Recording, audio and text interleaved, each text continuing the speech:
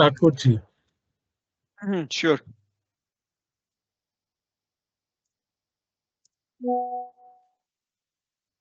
So good evening and welcome to the Sustainability Standard Board ICMAI webinar on the topic of climate finance taxonomy. We could not do the webinar on 13th due to some technical issues, and we apologize for our issue, but we are thankful that our faculty CMA Siddharth Pal, who is our SSB board member and sustainability consultant, has taken time and he is deliberating again today. I hope today's session will be a great value addition for you. Before we request him to start this session, we start with the auspicious note with the Institute's anthem. असतो मा सद्गमय तमसो मा ज्योतिर्गमय मृत्युर्मामृतं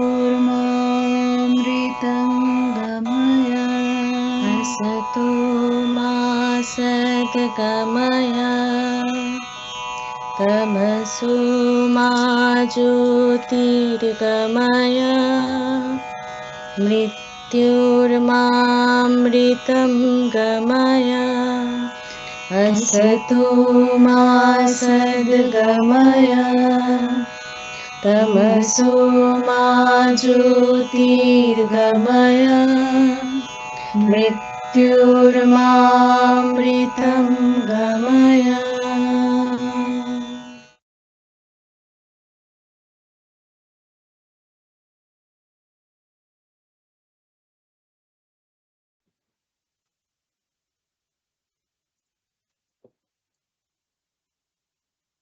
Just a short profile of Siddharth Pal sir.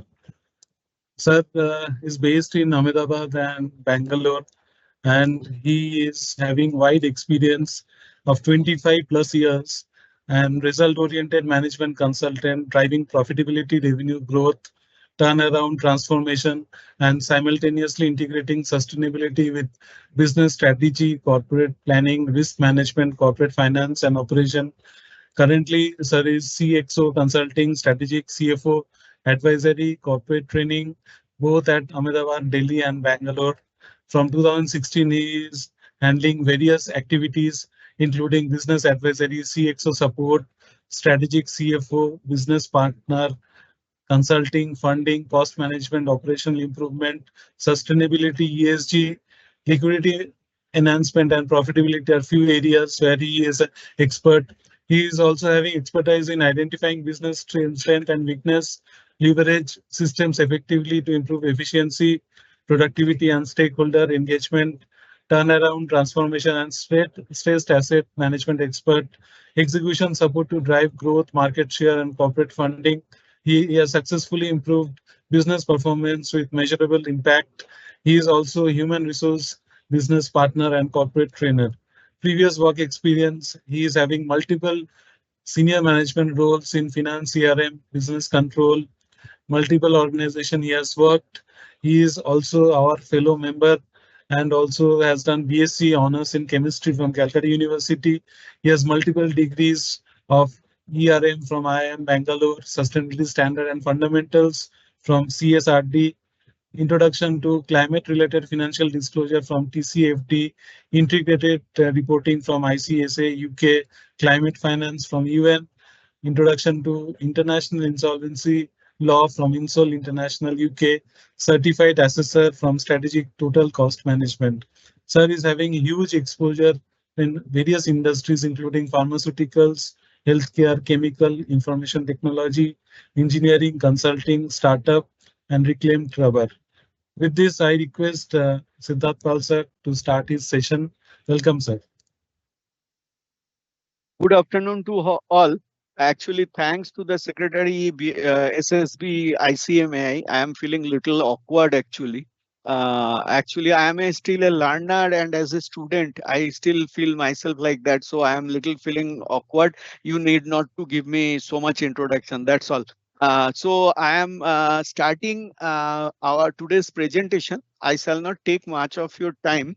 Unfortunately, we don't have much time, 1.5 hour time we actually have, but it's a very long subject, very complex and informative subject. So I have to go little faster. Kindly excuse me because I may not get very much breathing space to actually spend too much time on every slide. So this is a just explanation before starting the presentation.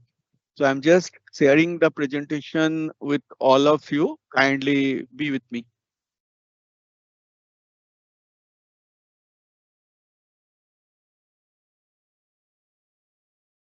So hope Dipendu, the presentation is visible, right? Yes, yes. Kindly put in slideshow mode, sir.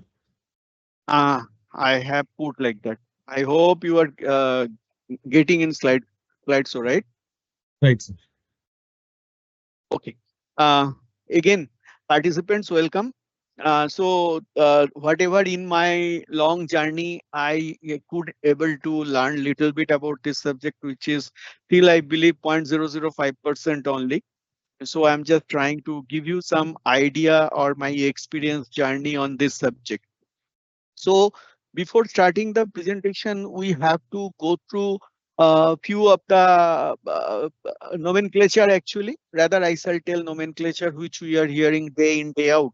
But most of us generally could not able to get what is this actually. Many times I'm hearing so many things we are hearing, right? Such as we know climate change is a word which is coming nowadays day in, day out. What exactly this is actually? Climate change is nothing but it is a long-term shift in global and local weather pattern. Uh, The basic reason behind that, it is caused by the carbon emission and the greenhouse effect. So whatever the nomenclature, little few of 7 or 8 nomenclature, I am trying to uh, get acquainted with you. The reason behind that, the climate finance taxonomy regularly using these words. So better I should explain little bit so you will feel comfortable. So climate change, I already told you. Next one, I shall tell about climate resilience. What is climate resilience exactly? Climate resilience means, when there we know nowadays, each and every day, each and every individual we are, and each and every country you see, the impact of climate change is really visible. It's bitterly visible actually. The summer temperature is going up almost 45, 46 degree, which generally earlier days it was not used to be. So what is the meaning of this resilience, climate resilience? Its simple meaning. See, it's now not in our hand. Nature has started playing his own playbook actually. And we human beings are just the toy in the hand of nature. So the way nature will start playing, we have to also fine tune and adjust ourselves. In simple terminology and simple sense, climate resilience means the way climate is changing, we have to change ourselves. The simple Darwin's theory, we know Darwin's theory, survival of the fittest actually. Those who are fittest, they will only survive. So it is now it is not a choice, it is a necessity. So generally, this climate resilience come along with two other parameters, which is called mitigation and adaptation, which I shall speak little bit of, afterwards. But so far, the as a definition of this nomenclature is concerned, we can tell it is the ability of the individuals or societies or ecosystems or countries to withstand and recover from the climate change and hazardous impact. It simply mean to say whatever climate is bringing to you the calamities, you have no option. You have to adjust. If you can't adjust, you will not survive. The simple meaning you have to survive. Next one, just in earlier slide, I told what is related to mitigation and adaptation. Two words are there. So what is mitigation in terms of climate change? Mitigation is nothing but the intended actions to reduce the amount of our contribution to climate change. That means each and every individual, each and every society, each and every municipality, town or country, they are contributing towards this climate damage. So mitigation means we have to take specific actions which are intended to reduce the calamities or reduce the impact of the climate change. Generally, this behind this climate mitigation, the strategy is to reduce the greenhouse gases. I hope you know about greenhouse gases, so I don't want to go inside that. But there are six inventory in the greenhouse gases, from carbon dioxide to nitrous oxide to methane. All inventories are there. They are told the greenhouse gas, which is through emission of these gases, actually the nature's impact is visible. The climate is getting destroyed through this too much increase of this greenhouse gas emission. So what is the change adaptation in climate change? What is adaptation? Adaptation in simple sense, which requires, it needs time. Actually, the measure to mitigate the measurement, it requires time. Simply, what we are finding in terms of mitigation and adaptation, generally focus is always on adaptation. Why? The reason is that mitigation is a time consuming and high capital expenditure oriented activity. That means if you want to mitigate the greenhouse gas impact, maybe you are installing uh, uh, gigawatt after gigawatt renewable energy plants through solar or wind or hybrid or nuclear also. It's huge and huge capital expenditure. But so far adaptation is concerned, adaptation means we human being, we can are trying to adapt with the new scenario, and most of these processes are in our hand. Without depending on the governmental policy intervention or very huge capex or capital expenditure, we can actually able to adapt to these scenarios. Generally, for that, every organization nowadays, doing their primary climate risk assessment, they are assessing their priorities and plan how they will follow up these plans. Raising awareness, they are trying to raise awareness continuously among their employees and their other stakeholders nearby their localities, communities. They are trying to do that. And so these are the few points where I have written here, such as highlight the climate related vulnerabilities with other actors, means other stakeholders, then documenting and sharing their experience through the climate reporting, ESG reporting, and promoting advocacy for adaptive solutions. Or what is the adaptive solutions are there?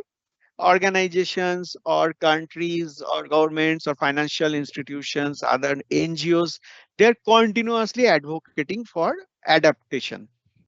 Now, this climate change mitigation and adaptation, if you see, there are two parabolic, it's not a circular exactly, it is a parabolic shape actually.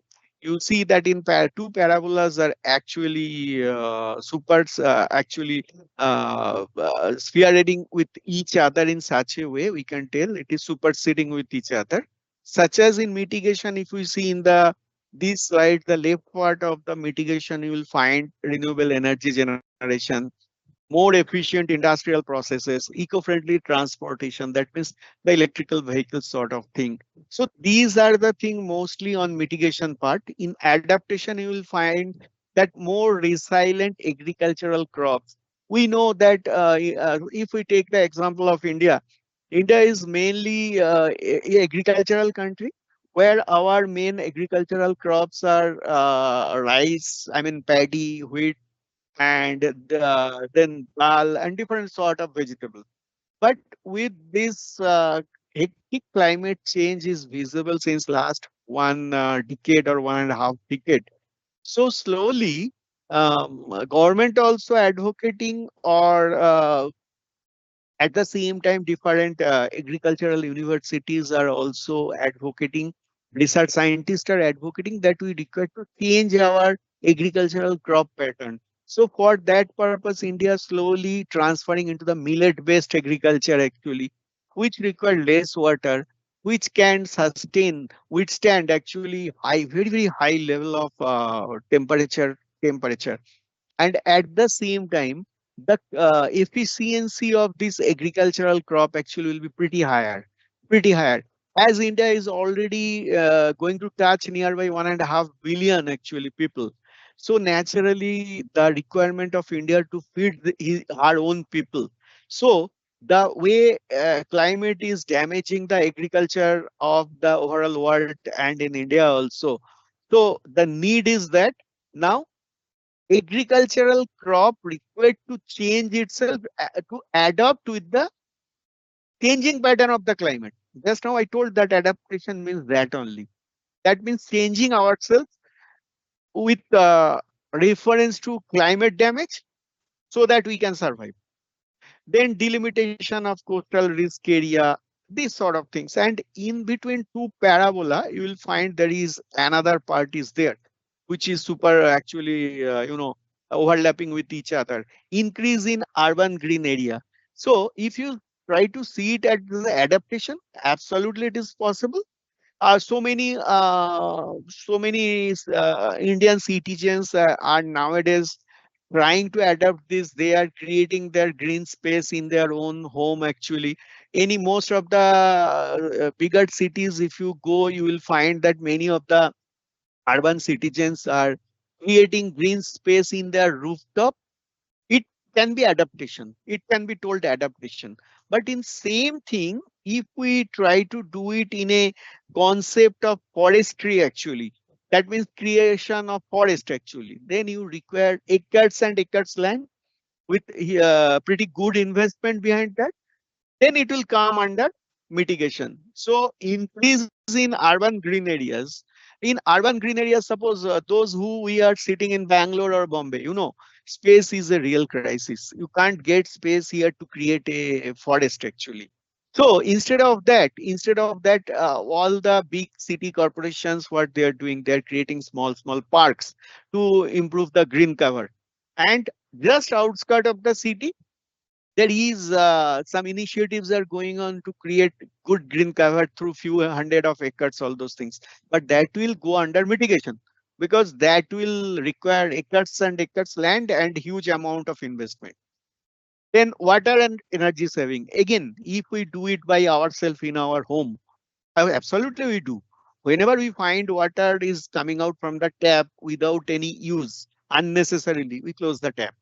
Same way, where we don't require light or fan or AC, before leaving that room, we actually switched off. These are in our day-to-day life what we generally do, and it is acceptable because this is acceptable because so far our home is concerned, this is a adaptation measure.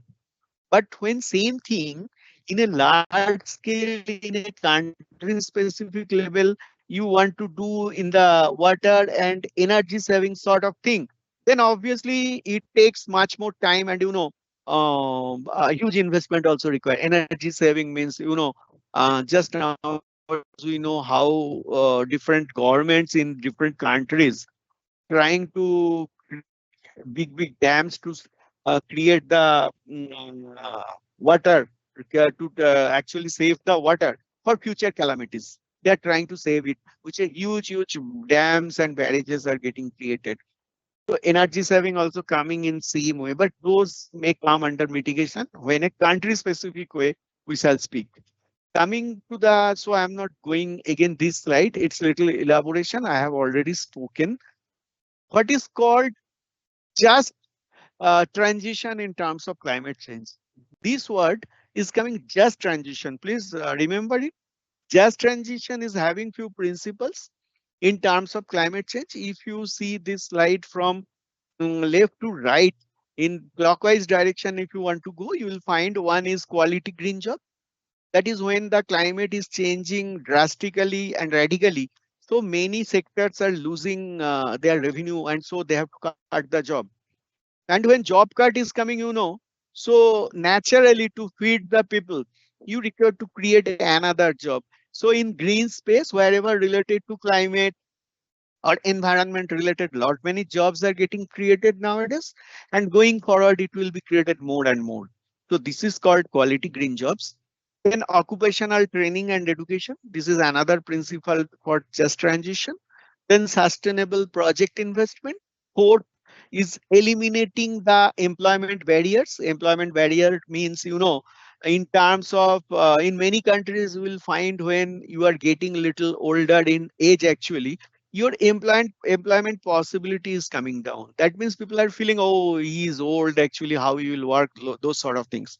Many countries you will find that male members are getting more preference than the female members, which actually going against the, you know uh, sustainability thinking and sustainability world. So naturally it tells you clearly, to get the transition, just transition, you require to be adaptive to each and everything. That means one person who is aged, old aged, you require to give him employment if he is capable to do actually that job. So in telling as an excuse, as a age as an excuse, it is not acceptable.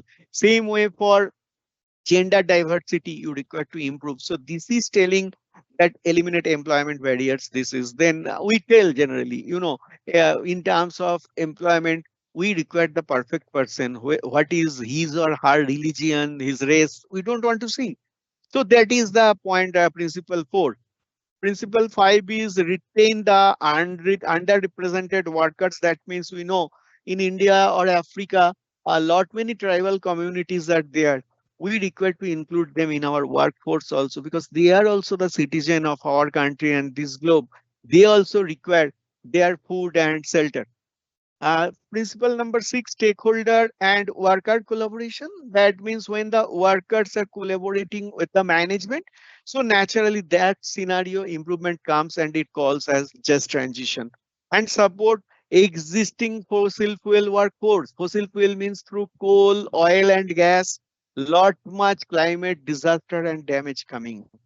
So slowly every country is taking a pledge that going forward they will not go for new investment in fossil fuel. Though in India it is still not up to that level, but in Europe and European Union, it is already started. So when the fossil fuel related production is going down, then those workforce will be redundant. Where they will go? So to support them for their survival, obviously we require to accommodate those fossil fuel workforce also in the new economy and green economy. These are the just transition principle. So whatever I told last few slides, okay, another one, 2 slides also there. I require to give you the explanation. We many a times you will find the word REDD plus, RED plus. What does it mean? REDD plus is a word which is coined by United Nations. United Nations Framework Convention on Climate Change, that is UNFCCC. In 2005, they have coined this word. This is the RED plus. In this slide, extreme right, top right, you will find R is for reduced, E for emissions from, D deforestation, and D another D degradation of forest. So RED means reduced emissions from deforestation and degradation of forest. That means what United Nations in 2005 told, that we shall actually maintain and manage. We shall maintain and manage our forest, so that it will need not to be destroyed or cut down. If we have to do this for some specific purpose, same forest we require to create in other place. And plus REDD, I have told, plus means this is the conservation of forest carbon stock. That means if we conserve the forest, naturally your carbon impact will be reduced. In simple sense, these REDD plus activities is coming under the reducing emissions from deforestation, reducing emissions from forest degradation, then conservation of forest carbon stock, sustainable management of forest, and enhancement of forest carbon stock. These are the basic activities. Coming down to the another nomenclature, which is called NDC, National Determined Contribution. What is this?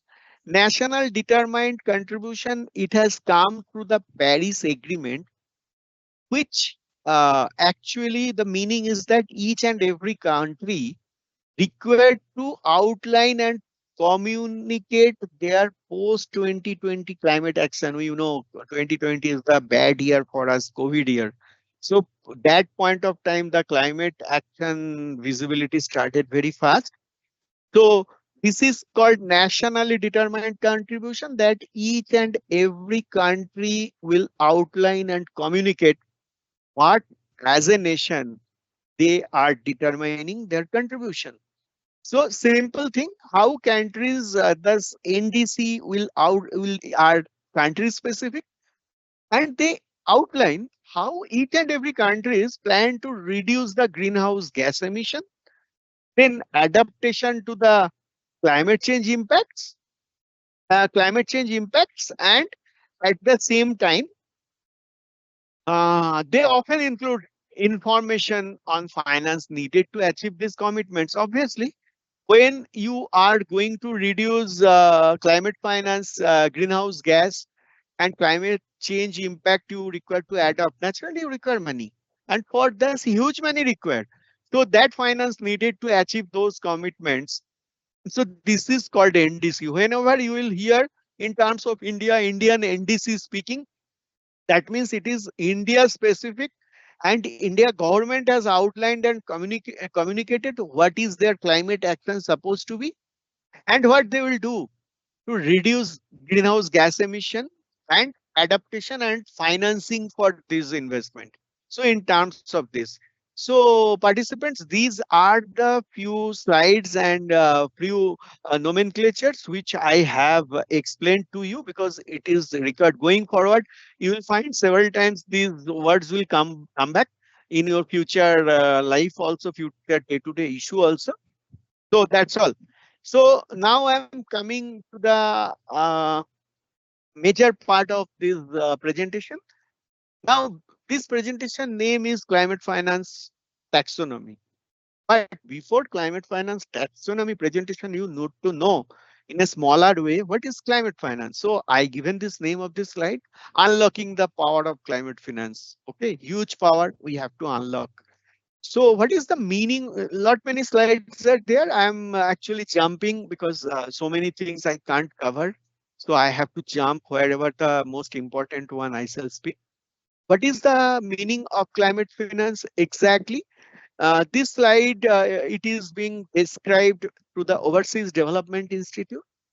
They are a global think tank of climate finance. What is the meaning actually? Actually, you will be surprised to know internationally, in international level, still there is no common agreed definition of climate finance. One country is coining this word according to their choice and wish actually. So still common agreed definition of climate finance not yet come. Still, in a broader sense, what do we mean by climate finance? It is capital flows that target low carbon or climate resilient development. That means whenever we are trying to develop low carbon impact environment, climate resilient development, the capital required to flow, that is called climate finance. What is the basic objective behind this? Behind the objective, basic objective, GHG mitigation or adaptation. This is the basic objective. So this finance will flow globally from everywhere to everywhere, and focus will be on international public finance. So coming to the, hope you who have understood. So in a smaller slide with a visuals, it will be more interesting for you. That climate finance, extreme top left, you see funding is coming to reduce and adapt. We have used the word mitigate and adaptation, right? Same thing, reduce and adapt to the effect of climate change. So funding is coming to reduce and adapt that is mitigate and adaptation for betterment of the climate change. That whatever the climate change impact was there or is there or will be there, to reduce the impact. So key areas, mitigation, adaptation, capacity building, and technology transfer. Through these four things, it happens. And it is a very complex slide. I am not going, not required also. So this slide is called actually climate and finance doom loop. In a joking way, it has been told doom loop. This is another think tank, Finance Watch. They have created this slide. What they are telling? See, fossil fuel, we know, fossil fuel finance, so much finance will go behind coal, oil, and gas. So climate change will increase drastically by that. And that climate change threaten financial stability. Simple thing, you reduce fossil fuel financing, then only you can control climate change, then only you can improve the financial stability. Simply in this diagram, you will find top top position in the top of the slide. You will find largest international banks has been written, and right side stranded assets and left side climate change. What is stranded asset? Stranded asset means few decades before, maybe 50 years before, 70 years before, we have created few industrial sectors which nowadays is redundant or which are not able to work efficiently. Still we are running those assets, which now it is not an asset for any country. It is a liability. And in terms of money flow also going towards them, but they can't give back that money. Top of that, they are destabilizing the climate impact too much they are destabilizing. So it is a microprudential risk for any country.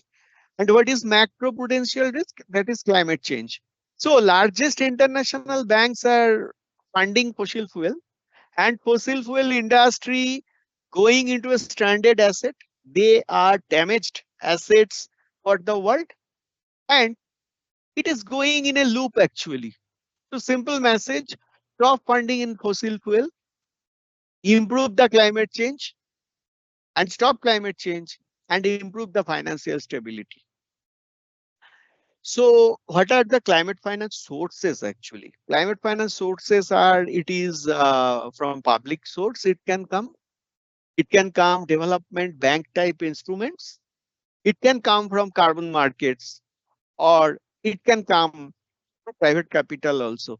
By the way, Dibbendu, I hope I am audible. There is no problem, no? Able to hear? Hello?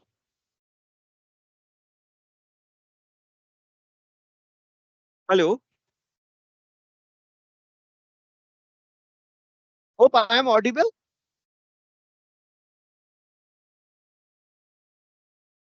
Just 1 minute, participants.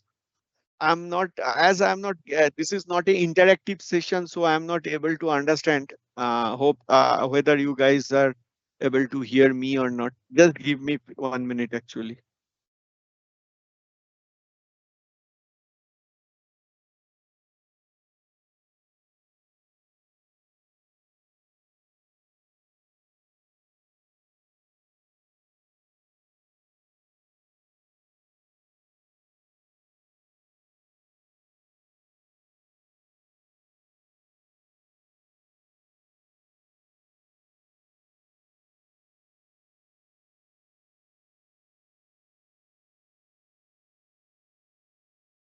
Yes, sir.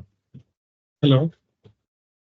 Okay, I'm not able to actually connect, so I don't Hello. know. Yes, sir. Tell me, sir. I'm audible, no? Yes, it's audible now. Audible, sir. Okay, okay. And at the same time, presentation is also going smoothly. There is no blockage, right? No, no, sir. No blockage, Okay, sir. okay. Thank you, thank you, thank you.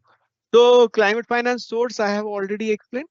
Then if I come to the next slide, That is where from this source of climate finance, from where we are going to get. So, financial mechanisms are generally established under the international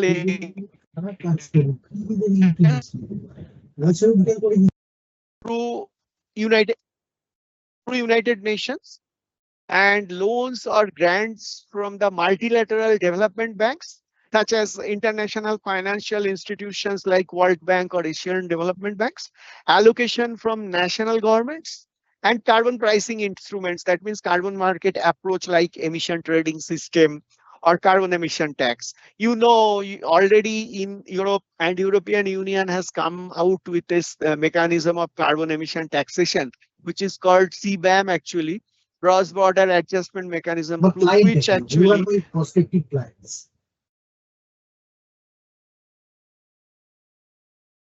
somebody is speaking. Actually, someone is speaking. Sound is coming. It is good actually. Okay, so carbon adjusted carbon border mechanism. What I have told, border adjusted mechanism. That means anything, any product, any service is getting exported, that is export is going to European Union or import is going to the importing, European countries are importing the service or goods actually. Behind each service and each manufacturing activity of the product, some carbon emission will be there. And that carbon emission, if it is bypassing the limit or range created by the European Union, then excess emission, the exporter has to pay tax. Please try to understand. If your product or service value, let's say each piece of your product is, let's say, £3 actually, and European Union created for that specific product, your carbon emission should be 100 or 100 metric ton for that product. But the exporter exporting that product, and carbon emission has come 120 metric tons. That means whatever European Union has told, 20 metric ton more for each piece of each unit of product. So what European Union is going to do for this excess carbon emission of 20 metric ton for each unit of the product, the exporter have to pay penalty as a carbon tax. You are understanding what a devious situation we are heading towards. That means export is very price competitive. Export generally is a very price competitive domain. Top of that, if carbon emission tax has to be paid, then what will happen? Simply that country will lose business completely.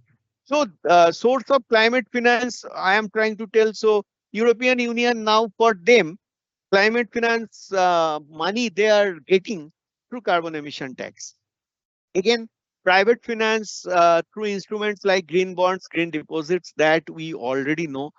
Continuously green bonds or green deposits we are speaking. So again, I repeat, the sources of climate finance, what I told, it is a getting the finance through the international conventions, that is through United Nations agencies, then multilateral development banks, international financial institutions like World Bank, Asian Development Banks, then allocation from the local national governments, country specific government, then carbon pricing instrument and private finance. So you understand that. So these are the scenarios where this is the source actually. Now I shall come to another slide, which is I shall tell this is a climate finance flow. How climate finance is flowing actually. Climate finance, if you see, it is a one triangle. We have kept it actually in a opposite direction. In a opposite direction, that is the lower base of the triangle is in the upper side. So start from the highest level, topmost level, type of climate finance. You will find in right arrow it is given. It is public, private, and public-private partnership. That is public, private, and PPP. Okay. Then geographical area, all over the world actually it can flow through domestic source. Then north to south and south to south. What are the type of instrument? Two type of instruments will be there. Right, you will find private instrument. Second, you will find in the left in public instrument. Under public instrument, you see official development aid grants, non-concessional loans, climate change policies, regulations, export credit, green bonds, and capital markets. These are the public instrument. But at the private instrument, private instruments are carbon market, then credits, REDD plus, rate plus. We have spoken. Actually, I have explained to you the nomenclature. Then foreign direct investment, that is the FDI, and green bonds and capital market again. So these instrument is generally going to the targeted recipients. Targeted recipients, who are the targeted recipients? Climate change related and specific use related. So sectors and project based recipient may be there. At the same time, mitigation and adaptation related sectors will also be there. Coming to the next slide. So what is the need of this climate finance? Simple way, the need of climate finance, it is mandates the developed nation to support the developing countries or underdeveloped countries in climate action. Simple sense, those who are the developed nations, that is Europe, Canada, then European Union countries, those are the developed countries in the world. So they have already damaged our climate through their industrial activities since last 1 century. They have got the result. They are getting the benefit. But now these onus of this climate change impact and liability already come onto the developed countries and developing countries and underdeveloping countries. So the requirement of climate finance, that those countries who are in the developed domain already, they have to fund for the developing countries and underdeveloping countries in their climate finance initiative. This is the major requirement. And now whatever you are finding that US president is jumping so much, he's going against that climate. He doesn't want to do any respect. He doesn't have any respect toward climate. Actual basic issue is that US supposed to pay trillions and trillions of dollar funding to the developing and underdeveloping countries. That means Asian countries, African countries, they supposed to pay.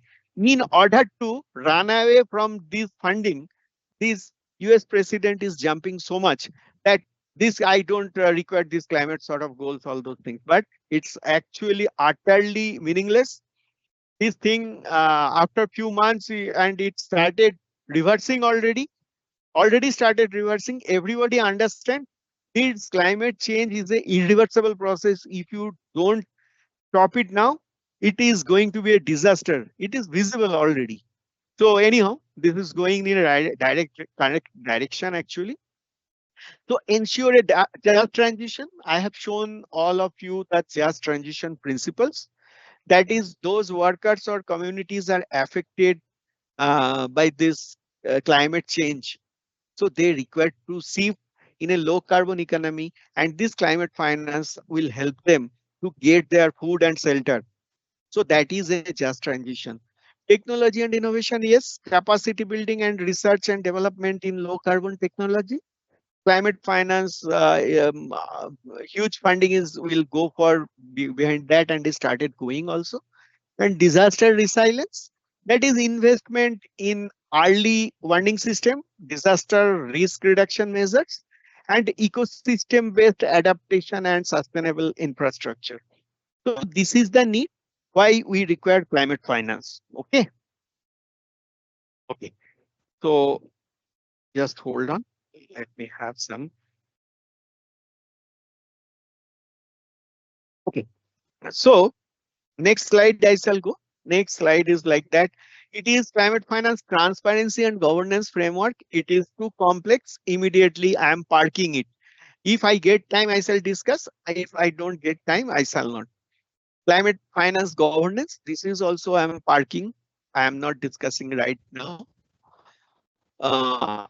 Another huge interesting part is climate finance architecture. That is also I am parking.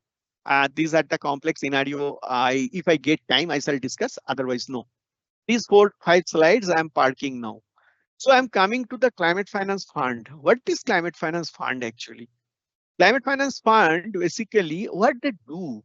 So, according to the report of United Nations Framework Convention on Climate Change, that is UNFCCC actually, global finance, climate finance already reached in $681 billion.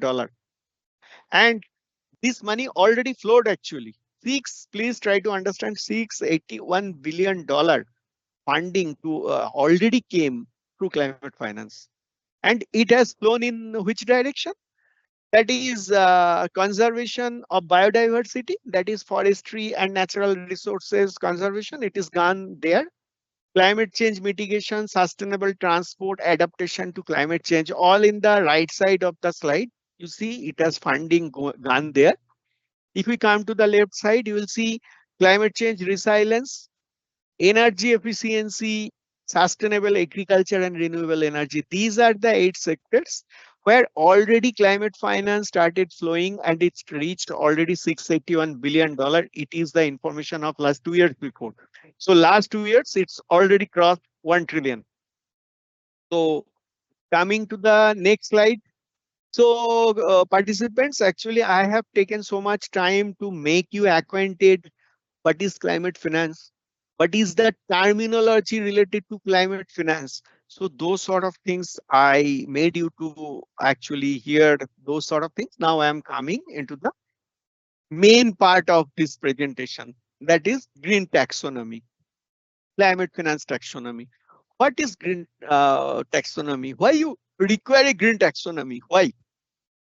See, uh, green taxonomy is actually, for any taxonomy development, you require some economic activity. Without any economic activity, taxonomy is not feasible.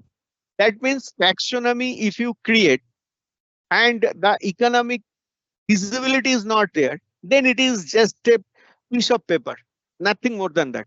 That means if you um, create the taxonomy, if you publish that taxonomy, you require to create the implementation scenario also through which economic activity will start. So what is the basic objective this climate finance and taxonomy? What is the basic objective? Basic objective is like that due to this framework of taxonomy framework, finance and financing and funding will start flowing seamlessly from the banking institutions, insurance institutions, private credit, that means private equity venture capital fund. So through which they will get the confidence. Financial institutions will get the confidence. Yes, I can do this. I can fund this. So this is the economic benefit we are going to get, and I will do that. So any taxonomy release, any taxonomy creation, the basic objective, this is a framework through which you are advocating the increase of economic activity. This is as simple as that. So you require green taxonomy. This is the reason to improve climate funding for the sectors which immediately require attention, or for the sectors which you can do transition slowly. So green taxonomy reason: increase of transparency for better risk assessment, then align financial markets with net zero goals, cultivate an environmentally sustainable economy, and reorient the capital towards sustainable activities, actually economic activities. As I'm going to give you a simple example. Nowadays you are looking, so many electrical vehicles are running in the road, particularly in two-wheeler, electrical two-wheelers are so many nowadays. If you don't encourage investment for the electrical vehicles, how these entities will grow up? To grow up these entities, absolutely require some framework and some nomenclature or implementation partner through which fund will flow to the renewable energy sector, or into the electrical vehicle sector. So those investors will get confidence and benefit also. So substantially contributing to the one or more environmental objectives, taxonomy should support these purposes. It should sub- substantially contribute to one or more environmental objectives. Then do no significant harm to any other objectives defined in the taxonomy. Comply with minimum social safeguards. Okay. So, this generally it's not a lip service, or it is not just a paperwork. There is a proper backing behind this green taxonomy to measure the effectiveness both through qualitative and quantitative. That we shall come afterwards. So green taxonomy and sustainable finance are working hand to hand. Their application in economy, economics, finance, and risk. Attributes are they should be green, sustainable, climate friendly, and low carbon oriented. And there will be lot many sustainable finance terms are there, such as green economy, green finance, sustainable economy. I'm not going into that. So for any green finance taxonomy, there should be some goals and objectives. Green finance or climate finance is connected with environment. It is immediately not connected with your social or governance goals. It is completely dependent on environmental goals. So any taxonomy which required to be the friendly towards the investors, they require to have these objectives, 6 major environmental goals. One is climate change mitigation, then climate change adaptation, sustainable use and protection of water and marine resources, obviously all water bodies, oceans, rivers protection. In our country also Namami Gange project is going on. So restoration of river Ganges that has started so many years before, and it is going improving day by day. Of late, the Jamuna River is also started since last few months. So this is coming under the sustainable use and protection of water and marine resources. Transition to a circular economy. We know what is the meaning of circular economy. I am not going into the details. Pollution prevention and control, and protection and restoration of biodiversity and ecosystem. Biodiversity means whatever whatever our nature is consist of, that is starting from forest to animals, each and everything coming under biodiversity and ecosystem. So these are the 6 major objectives, environmental goals, without which no taxonomy can survive or be successful. I am skipping this. In the world, actually, European Union has come out, the first one who has come out with the taxonomy. So European taxonomy objectives, all those things I am not coming into for discussion right now. European Union taxonomy and sustainable finance framework, I am not going into that. Today, time will not permit us. So, now I am going to start the Indian climate finance taxonomy. So what we need to know, this India's new climate finance taxonomy, what do we need to know actually, exactly why we need, what requirement? So now coming to the main part of this presentation, please follow me. I hope whatever I told by this time, hope you have understood, or I could able to make my point actually. So based on that presentation, slowly I am entering into that. Recently means on 7th May only, Indian Finance Ministry has unveiled the draft climate taxonomy document, aid the clean energy investment. So clean energy investment, this is the basic objective of Indian climate taxonomy. So 7th May, it is released, this draft version, and so far I remember, up to 21st June, it will be in the public domain to comment on that.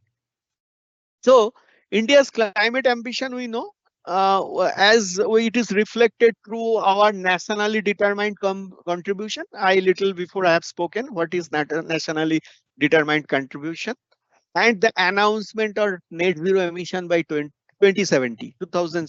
This is India's climate ambition. What is the climate finance need of India? India requires at least $2.5 trillion nationally determined contribution till 2030.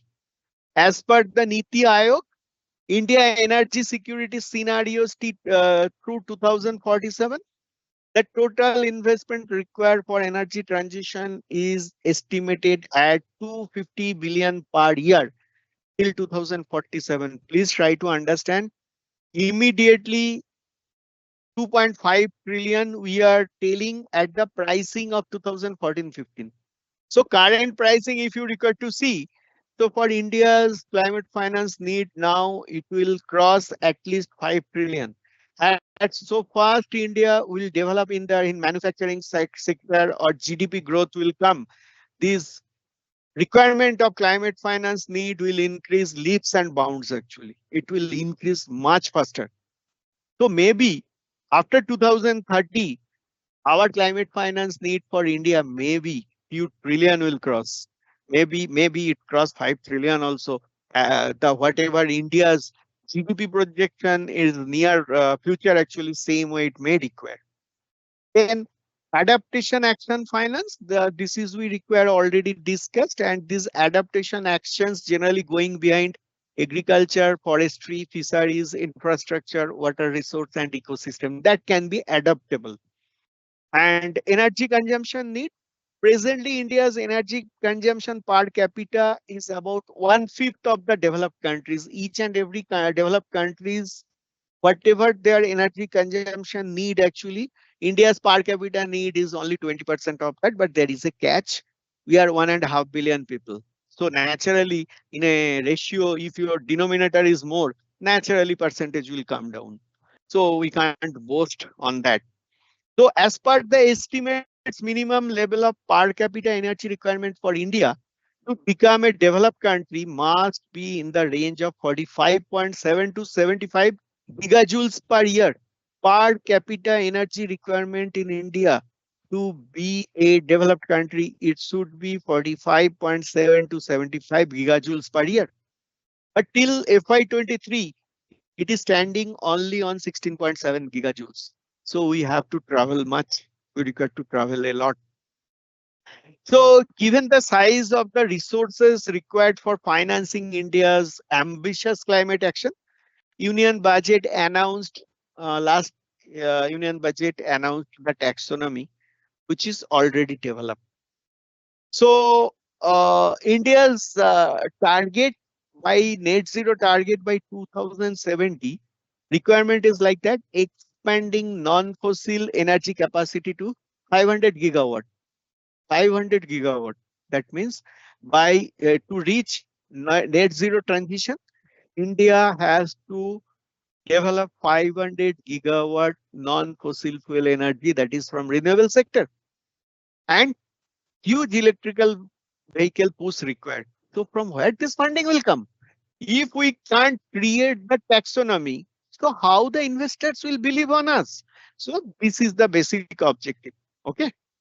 So this taxonomy, generally it intended to channel the capital to activities that advance climate change mitigation and adaptation. Continuously, I'm telling same thing last few minutes.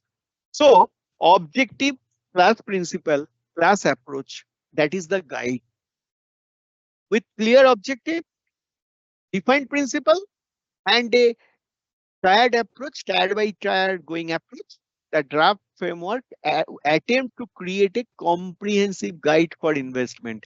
So with clear objective, defined principle, and tier by tier approach, it is going to create a comprehensive guide for investment towards the fund flow. It is a threefold objective to encourage the greater resource flow to climate friendly endeavor, which already we are telling. Then stop greenwashing. That means Greenwashing means few investment are not helping the climate adaptation or mitigation, but still it is getting claimed that it is mitigating and improving. So it is drastically coming under greenwashing. So many of you be rest assured that those organizations who are now taking the benefits of this so-called climate financing, mitigation and adaptation, and they are fooling the public and people and coming under the greenwashing category, they can't go forward afterwards.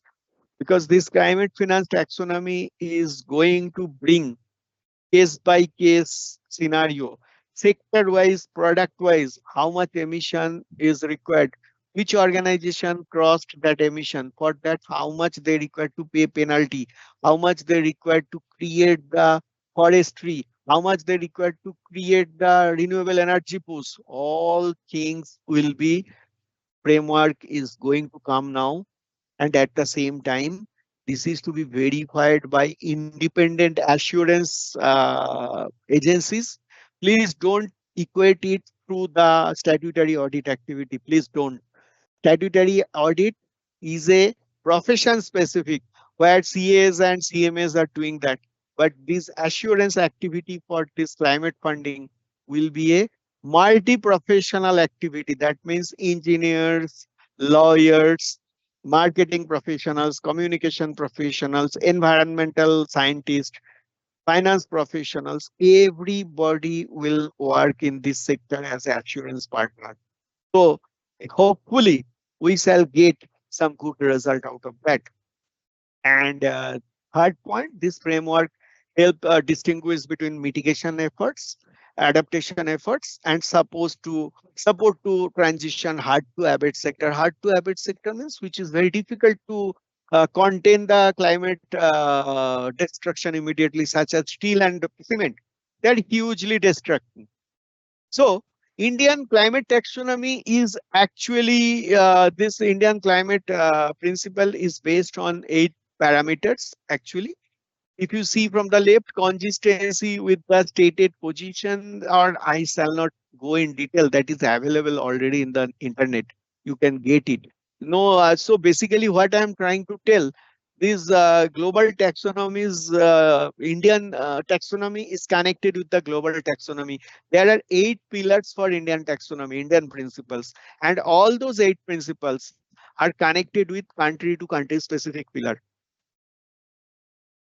And so mostly Indian climate taxonomy is mostly, shadowing the European Union.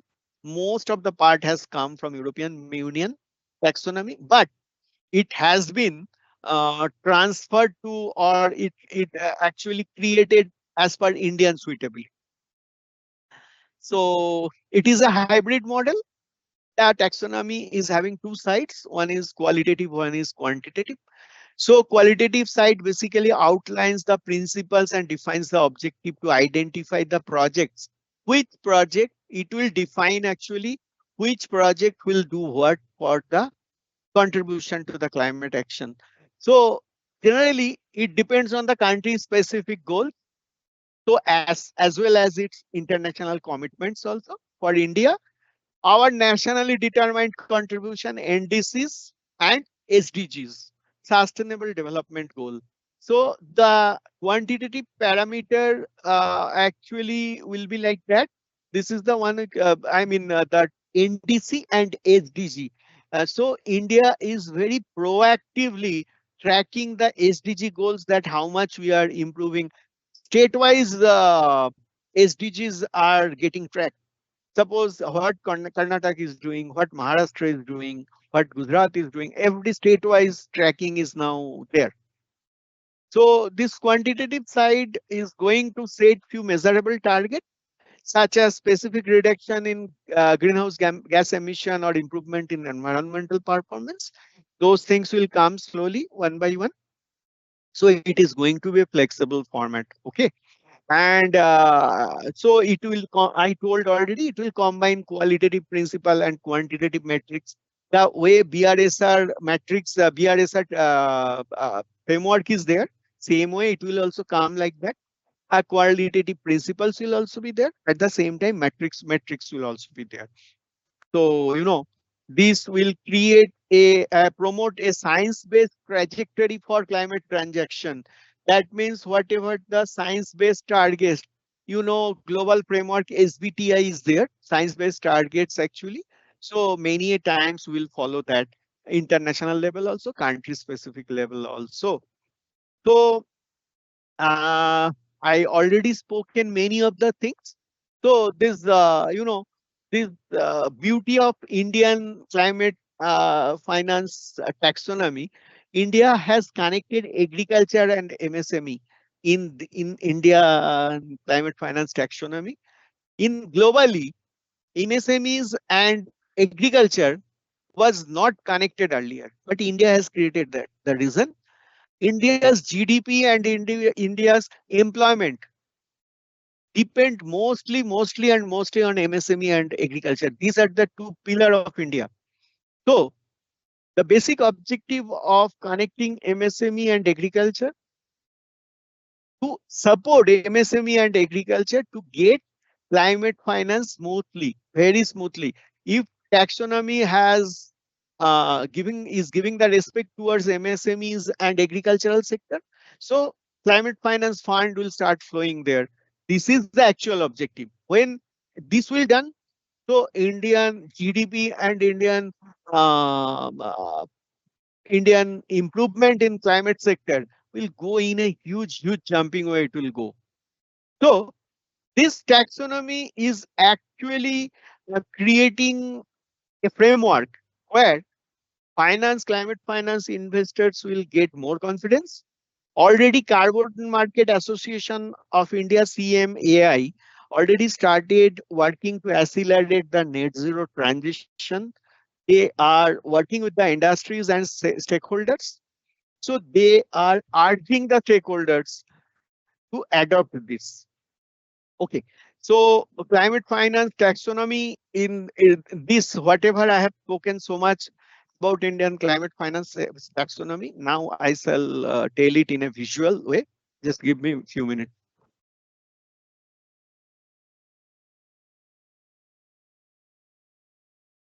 So this one, you see, objectives of the climate finance taxonomy in right, you see it is in mitigation, adaptation, and support transition to hard to abate sector. So mitigation means avoidance of GHG emission, reduction in emission intensity. I'm sorry, I don't have so much time to actually continuously defining one by one parameters. What is carbon emission intensity reduction, improvement in energy emission? So I'm sorry, you have to excuse me. I don't have so much time to define each and everything. My coordinates are there in the presentation, and at the same time, if you connect with ICMI SSB, the secretary and the SSB board will also help you to get my mail ID or phone number, through which if you have any question, you can come back to me so that I can support your learning journey. So avoidance of GHG emission, reduction in emission intensity, improvement in energy efficiency, and R&D for mitigation. This is the mitigation impact. What is adaptation? Adaptation is resilience action, including the resilient infrastructure, agricultural practices, uh, sustainable water management, ecosystem protection and restoration like this, and support transition to the hard to abate sector. I told mining, metal, steel, aluminium, and cement. These are the very hard to abate sector where the transition activity has to be done with thousand crores of money behind through the climate fund. So this is innovation and R&D. That is, we know now Indian government is proactively advocating for green steel, and we know very big industrial sectors are coming out with this green steel sector, green steel manufacturing. Green steel manufacturing means there will be no electricity consumption through the fuel-based energy, and the emission reduction will come down drastically, drastically.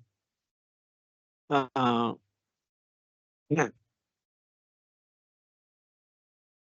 So if I go to the left part of the presentation, facilitate the greater resource flow to climate friendly technologies and activities and building resilience. Basic objective: create a investor friendly framework through which investors will get confidence to put money behind your project.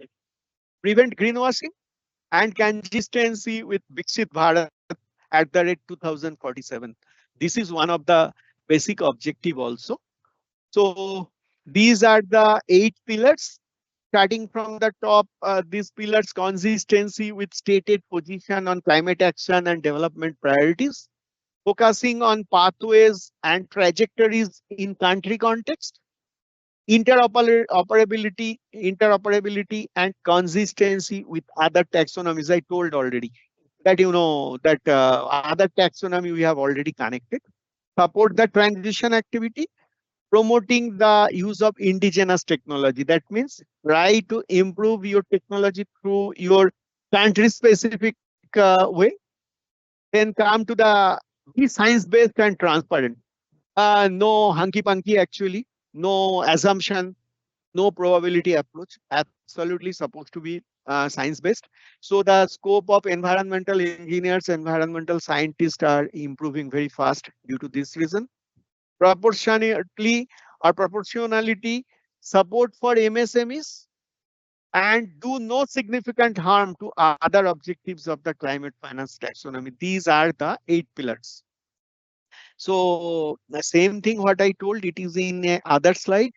So extreme left, below left of the slide, if you come, you will see sectors has been written.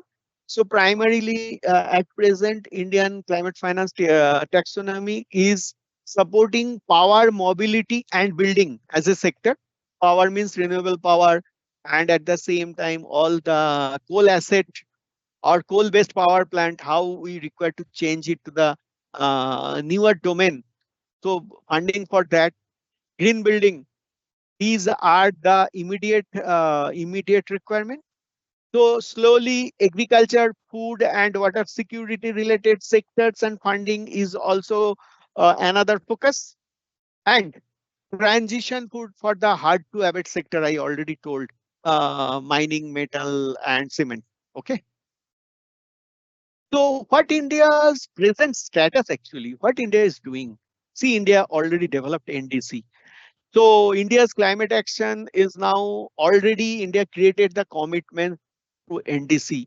And first NDC India put on 2016 to UNFCCC, and again India updated this in 2022. So NDC in focus is like that, reducing the emission intensity of the GDP. That is, in our GDP, emission intensity. What is the meaning of emission intensity? That is total GDP by number of population. So GDP per man, or sorry, per citizen. GDP per citizen actually. So that is the intensity, emission intensity. I am telling GDP means emission towards that GDP. That means if India is presently having 5 trillion, suppose, so how much total carbon emission is coming in terms of metric ton divided by the number of Indian citizens. So going forward, the requirement is that reduce the emission intensity. So in this ratio, if your numerator is increasing drastically, so ratio will be go bad day by day. But if the numerator is coming down, that means normal way, the way you speak about mathematics, it will be in reverse direction. Then enhancing the non-fossil fuel, non-fossil energy installed capacities in electrical power generation, and creating additional carbon sink. Carbon sink means where the carbon you will capture. One huge sector is growing up, which will be going to be the another information technology sector, that is uh, carbon sink, where you will uh, hold the carbon and block it. So it is called carbon sink. So National Action Plan on Climate Change, India already started that. So it encompasses total 9 national missions which India created. That is solar energy, water, energy efficiency, forest, sustainable habitat, sustainable agriculture, Himalayan ecosystem, strategic climate knowledge, and more recently human health. These 9 national mission India already created, and India is communicating also. Advancing a diversified energy mix. Diversified energy mix means renewable energy, bioenergy, nuclear, and storage solution. Bioenergy, biofuel is coming up very fast. So as of February 2025, non-fossil fuel source is in India still accounts for 47.4% of the total installed electricity generation capacity. Within this, solar comprises 21.8%, wind 10.3%, hydro 10%, and nuclear 1.7%. So you are looking that India is jumping and running fast in solar. Wind and hydro catching up, but it requires much faster space. And going forward, Indian government is going to planning to bring some new framework for mini nuclear reactors through which clean energy can come. Okay, so almost this is my presentation. I'm sorry, I have to run very fast actually to close it in proper time. So Dibyendu, Yes, sir. so you can you open up this session for 15 minutes if anybody is having any question so that I can answer. Yes, sir. The questions will be coming in the chat box. So, Okay. So kindly I- you have to help me. Actually, my presentation is open. So if you can just help me through the chat box, any question has come, I can answer actually. yes, yes. Sir, many of the members are requesting for another version or another session of taxonomy where you will highlight the eligible projects by sector type. They are asking for another session. Actually, if you go to my presentation, I have given some idea already. Just hold on. Huh? Just hold on.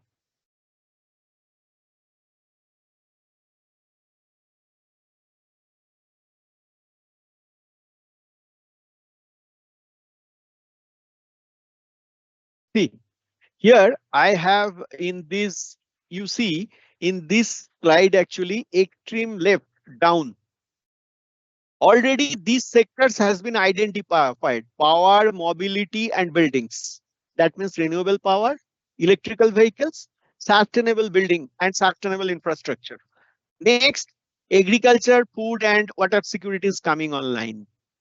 So this is immediately it has come, but slowly, Indian government will come out with name of the sector. Suppose in electrical vehicles, there will be lot many things, not only two-wheeler or four-wheeler, along with that electrical batteries, then electrical accessories for that vehicles. Lot many industrial sector will be there in terms of electrical vehicles, vehicle support system, software actually.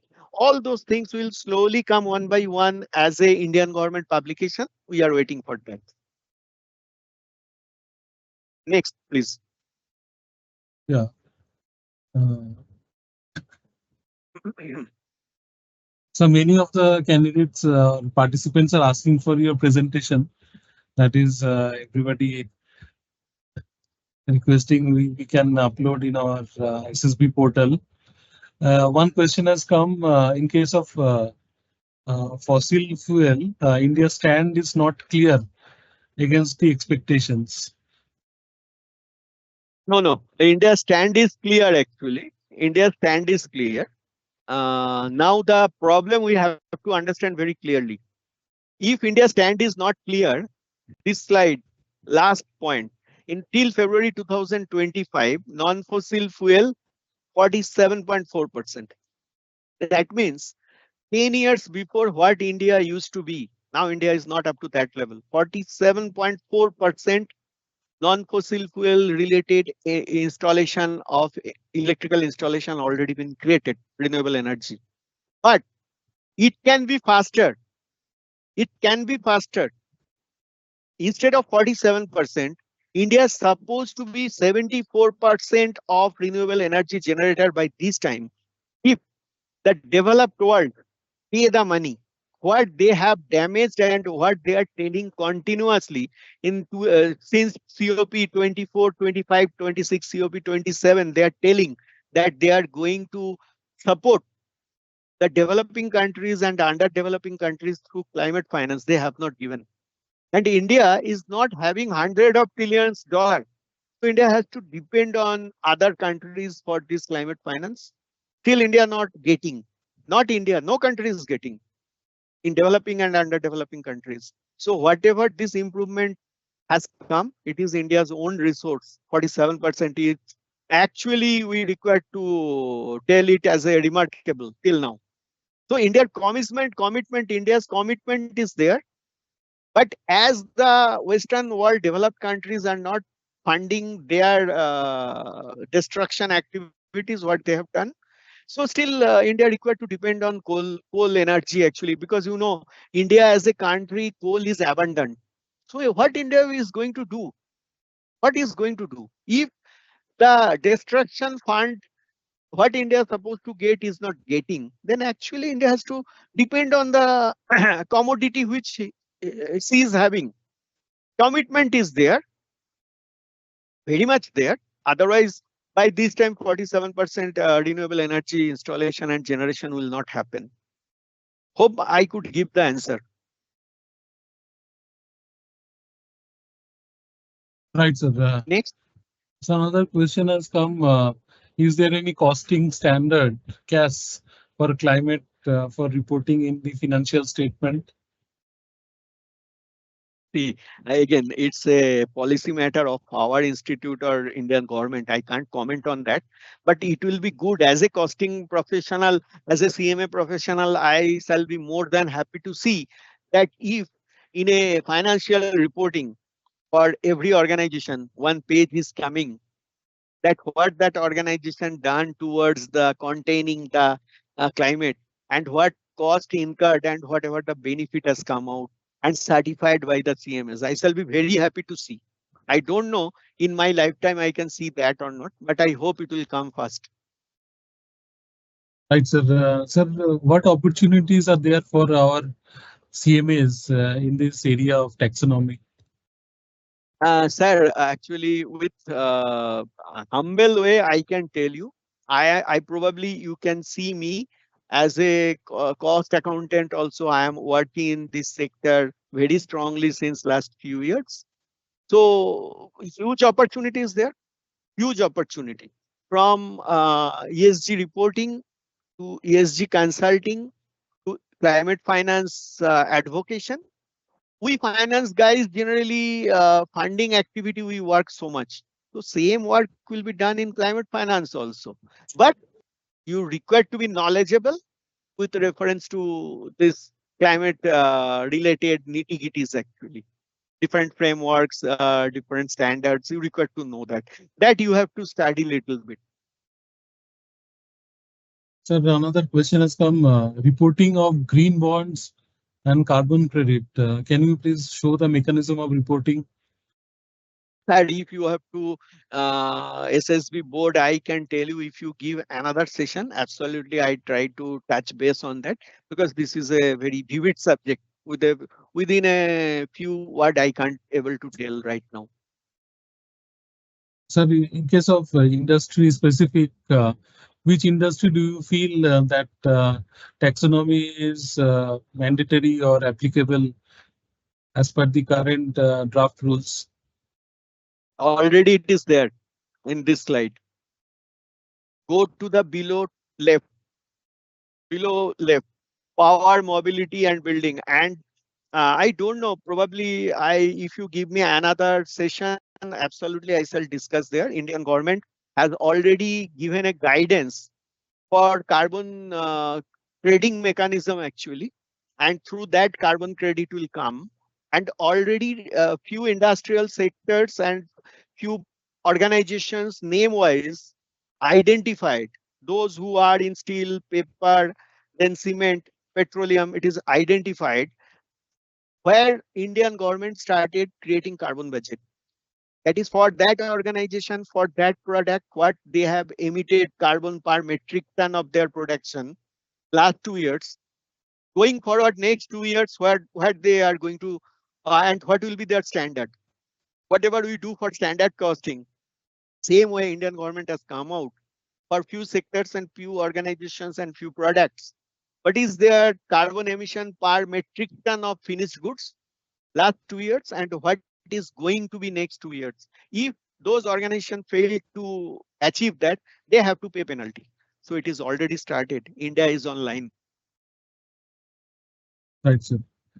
Sir, another question has come. Can you please explain the Green Climate Fund, which you have stated in your presentation?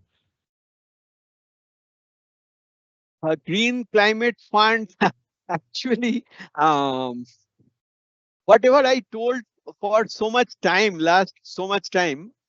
So Green Climate Fund, everything is attributed towards that only. This is the Climate Finance Fund. I have already explained this slide. But I hopefully, if I would get more time, I can explain this slide how taxonomy and sustainable framework is working hand on hand. Your clarity will come more on that. Then I require to explain on this climate finance transparency governance framework and climate finance architecture. So it will help the participants more to understand this climate finance funds actually. Any other question? So in case of sustainability reporting and ESG reporting, both are same, or do you feel any changes there or differences there? See, so far sustainability reporting is concerned, it is in a much more broader perspective actually. That means starting from environment to society to governance with minuscule pillar you have to touch base. But ESG reporting more on the non-financial reporting sort of thing where your exposure for reporting will be less. That means in sustainability reporting, you can touch base at least 1,500 type of KPIs you can touch base. But so far ESG reporting is concerned, it is more towards a very summarized version where most important KPIs, suppose 47 or 55 KPIs you require to report. But for the sake of the world, ESG sustainability reporting is better than ESG reporting. But immediately it will not happen. We shall be happy to go forward with ESG reporting. Sir, it was a very interesting session. Many of the participants have asked the present status of India's climate on NAPCC, which is very interesting to know. And they have requested a bigger presentation. Maybe the time is a constraint. We could not uh, do the exhaustive presentation. I think it's taxing on your part also to continue for another half an hour or 1 hour. I request you, sir, if you can take another session in the coming weeks based on your Uh, availability. Bindu, actually, now the situation is that I have another meeting session at 6:15 or 6:30. So immediately, if I want also, I can't continue. That is number one.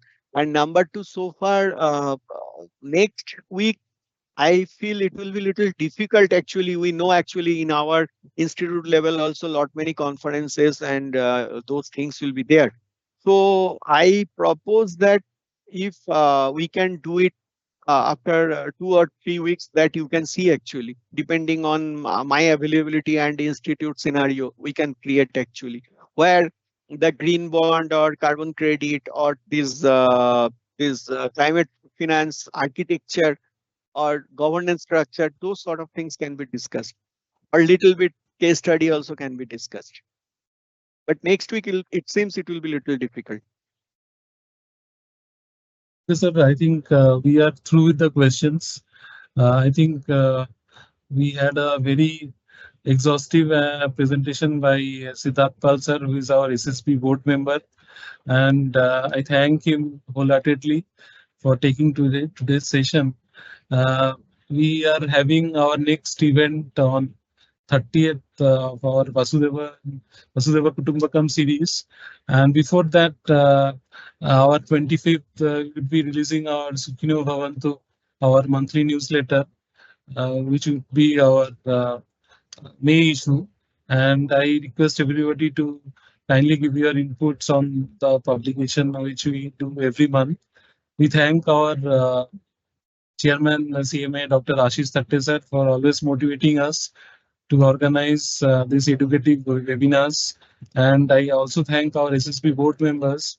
They are always giving their inputs. And we also request all the participants to join our fourth batch of ESG certificate course, which our admission has started. We will be starting the batch very soon. The syllabus has been revised and it is very pertinent and up to date. And we request everybody that it is available in our SSB portal, the link for admission. And with this, I thank our president, vice president, and other council members for always encouraging us to do more activities in SSB. And we thank everybody. And good evening, and thank you all. Thank you. Thank you.